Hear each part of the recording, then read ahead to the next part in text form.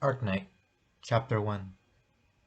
Only through contact with Maiden, Crimson was allowed to know the true prophecy that held the power to change the world. On a deserted battlefield littered with swords and gravestones, within the woods of isolation, laid a beast so filled with hatred that it spread fear of anyone who attempted to face the beast, except for one Crimson Knight who stood up from the rest. Earth is in danger, and no one knows except a rogue knight his destiny to save the world. His only weapon, a sealing sword, to seal this foe away. Even with this rogue knight's power and strength, he knows it will not be enough to stop the beast. With the world at stake, he is willing to perform an infinite sealing to seal the beast. The Omicron was founded when the beast, aka Kron, took the Crimson Daughter in, into a different dimension and planned to use her as a vessel to separate body from soul from the whole world population, in order to condense it into a single atom, creating an all-knowing emulated God, which is a process in which Annabelle's soul takes time to harness. The invisible key, which is in her soul, called the pineal gland's core.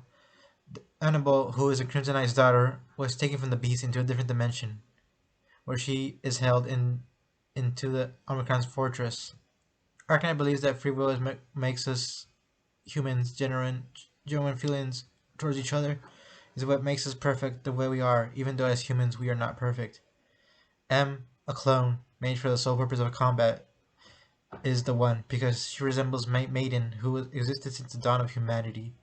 M carries traces of Maiden's DNA more than any other human ever discovered, which her name is One, and she carries custom DNA from the lab experiment that is vital for the fate of free will, because if her feelings are restored, a devastating conflict will occur concerning the selfish desires of Mobius, choosing her feelings over pre-uprising of what the prophecy has depicted, as she is basically the chosen one who will find to stabilize the world in order to bring inner peace into the afterlife. If this is not fulfilled, it can mean the end of free will. So, Crimson, what brings you into my lair of hatred? Claimed the beast. Even though your hatred and power is greater than mine, I will put an end to your wicked scheme. Crimson slowly pulls out his sword and braces his stance for combat. The beast begins to pull out his dagger and proceeds to make an incision into the center of his chest. The beast drops the knife and digs his hands into his own chest, begins to rip and stretch his chest wide open, exposing his heart. Crimson kneeled down and dropped his Max Tier sailing sword with unlimited sharpness and also containing the Philosopher's Crystal. As Crimson kneeled down in shock, the beast began to agonize the pain with his own hatred for humanity. You see, Crimson, I have your son in my heart, and once again, my age has reached a dying state. Your son will be sent to hell along with me. Although Crimson was sparked with intense anger, it still did not match the magnitude of the beast. Your anger makes you powerful foe indeed, brother, said Crimson.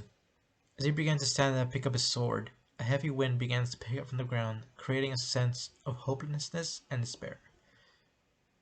You deserve this punishment, indeed, brother. For your betrayal of the Omicron Covenant, conceiving a child while enrolled in a covenant is punishable by losing that child and having his soul born into hell. Maiden's heavenly voice began to whisper Crimson's ear. Crimson, now is the time to proceed into activating the infinite seal. My soul shall be sealed as well. His fate will be the same as ours. The beast opened a portal into the Inferno. A dimension where felled souls go along with enchanted gear, too powerful for the hand of any mortal, such as armor and weaponry of the utmost highest military class, named dark matter. The raw form of evil and wickedness is the power of the Omicron. Out from the abyss, from the portal arose an hourglass with a time limit of approximately 15 minutes. Remained from the large hourglass, about the size of the beast. You have 10 minutes before your son ascends to hell once he is born inside my heart, raged the beast. As he flared an even darker moon red, his pupil dilating, Crimson sees his beast magnified in a ghost-like succession. Within the reflection of the beast's eyes, Crimson sees the beast has already consumed the soul of Annabelle into an unknown dimension. Crimson did his best not to show any weakness, even though he thought of him losing a daughter was too much to bear. Behind Crimson was a watchtower that held the Crimson Knight's daughter, Annabelle.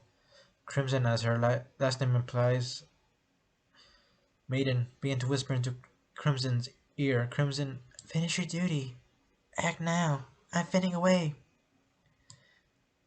This will be my last resort, farewell, Maiden, exclaimed Crimson as he looked down a reflection of a large puddle of water that he was standing on. He sees a vision of his son, grown and mature, leading him to the rest of his distant family.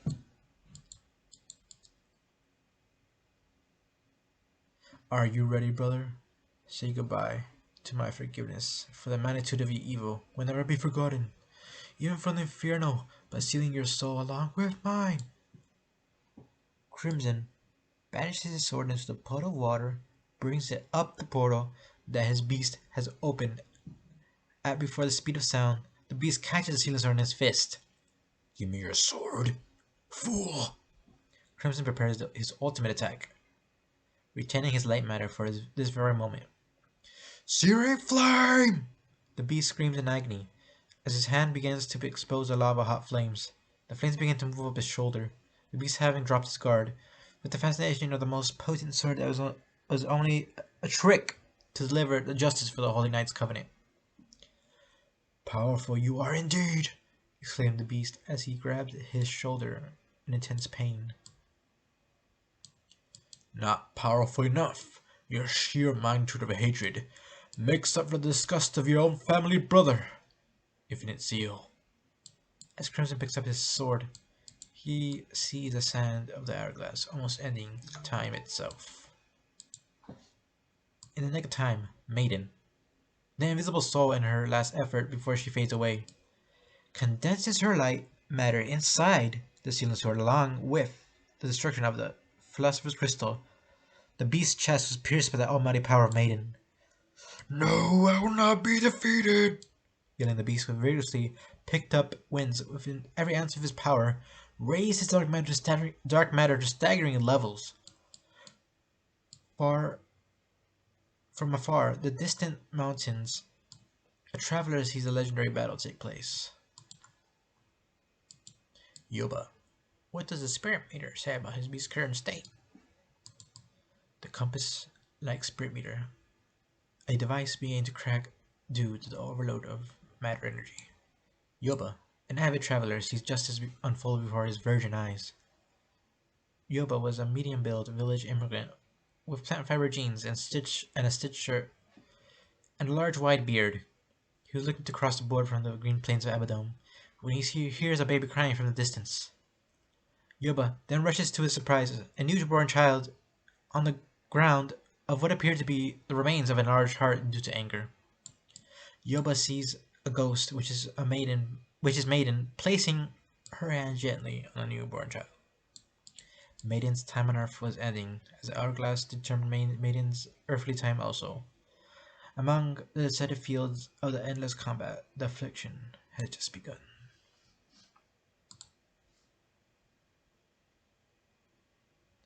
End of Chapter 1.